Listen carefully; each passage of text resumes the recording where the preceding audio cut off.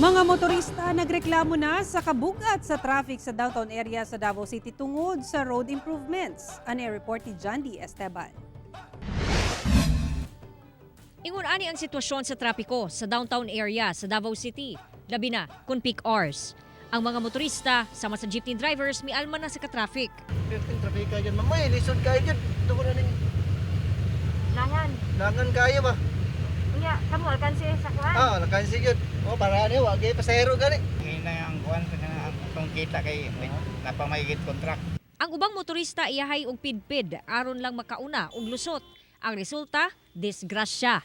Gani ang mag-asawang sakay sa motorsiklo nga nabulasot sa gikalot nga dalan sa San Pedro nabundulan og armored car.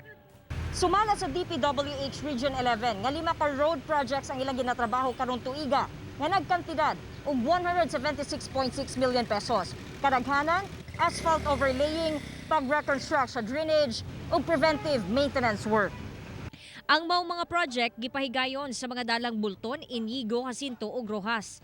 Doon na pa usab mga ongoing road projects nga niadto pang 2020 nga wala pa mahuman hangtod karon. Normal lang na maka-experience ta og traffic sa downtown area tungod ani ato ang mga ongoing projects. But rest assured that we are doing the best we can to hasten the implementation despite the rainy weather conditions na padayon ginasinati sa rehiyon. Kauban si Mercol Menares sa kamera. Ako si John D. Esteban para sa One Mindanao.